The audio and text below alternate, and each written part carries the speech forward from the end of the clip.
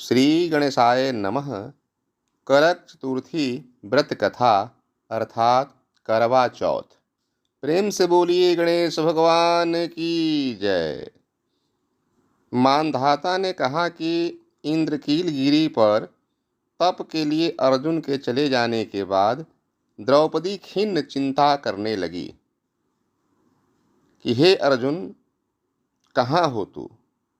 अर्जुन ने कठिन कर्म प्रारंभ किया है। इस कार्य में विघ्न डालने वाले शत्रु भी बहुत है। ऐसी चिंता करके द्रौपदी कृष्ण जी से विघ्न को हटाने की उपाय पूछी।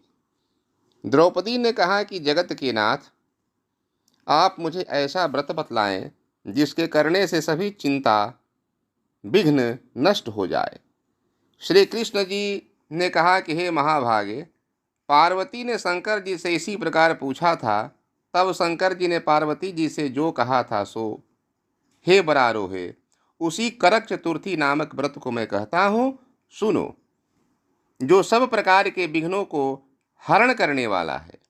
पार्वती ने कहा कि हे भगवान, वह करक चतुर्थी किस प्रकार का व्रत है तथा उसका विधान क्या है और पहले किसने किया है।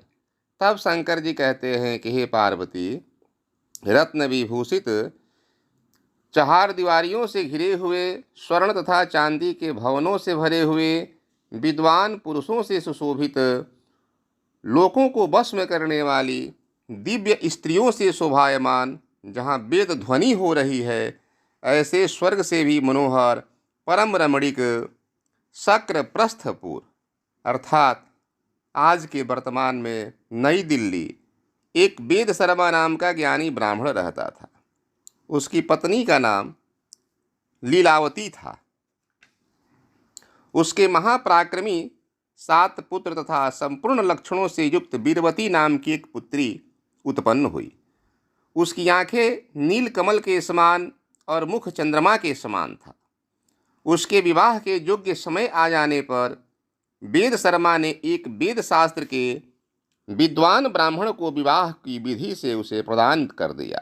तत्पश्चात वीरवती ने अपने भाई की स्त्रियों भौजाइयों के साथ महागौरी का व्रत किया।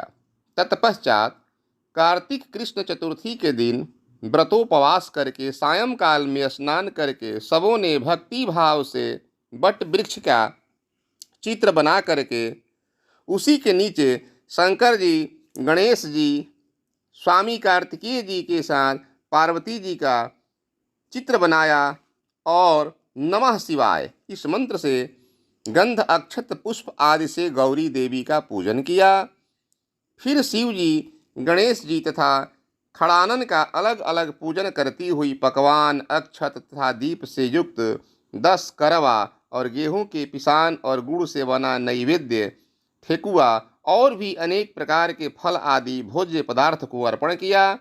तत्पश्चात अर्घ्य देने के लिए चंद्रोदय की प्रतीक्षा करने लगी। इसी बीच में वह वीरवती भूख प्यास की पीड़ा से मूर्छित होकर के भूमि पर गिर पड़ी और उसके बंधु बांधव रुदन करने लगे। फिर वीरवती का मुख धो करके पंखे से हवा करके उसको ढांढस बधाया गया कि चंद्रमा निकलने वाला है, चंद्रमा निकलने ही वाला है। और उसका भाई चिंता कर एक महान वट वृक्ष पर चढ़ गया। बहन के प्रेम से दुखी उसका भाई जलती हुई लुकारी से चंद्रमा का बहाना कर दिखाया। तब वह उसे चंद्रमा का उदय जान करके दुख को त्याग के विधान से अर्घ दे करके भोजन किया। इस प्रकार व्रत के दूषित हो जाने के कारण उसका पति मर गया। तब वीरवती अपने पति को मरा देख करके पुनः शिव जी का पूजन करके 1 वर्ष तक निराहार व्रत किया। वर्ष के समाप्त होने पर करक चतुर्थी का व्रत फिर भौजाइयों ने किया और पूर्वोक्त विधान से वीरवती ने भी व्रत किया। तब उसी दिन देव कन्याओं के साथ इंद्राणी वहाँ करक चतुर्थी का व्रत करने के लिए स्वर्गलोक से आई और स्वयं वीरवती के पास चली गई और मानुषी वीरवती से इंद्राणी ने सब बातें पूछी। तब विनय पूर्वक वीरवती ने कहा कि अब मैं करक चतुर्थी का व्रत करके अपने पति के घर आई तो मेरा पति मर गया। हमें ज्ञात नहीं कि मेरे किस पाप कर्म का फल है। हे महेश्वरी, हमारे भाग्य से आप यहाँ आई है और सो मेरे पति को जीवित कर मेरे पर कृपा कीजिए।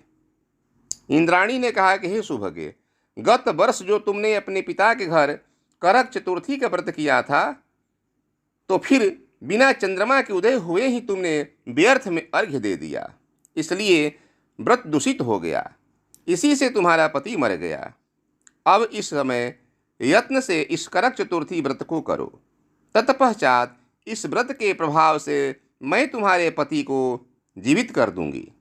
श्री कृष्ण जी ने कहा कि हे द्रौपदी, इंद्राणी के इस वचन को सुन करके वीरवती ने विधान पूर्वक करक चतुर्थी का व्रत किया।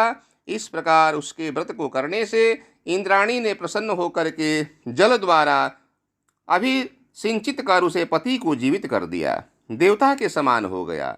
उसके बाद वीरवती अपने पति के साथ घर जाकर के आनंद करने लगी।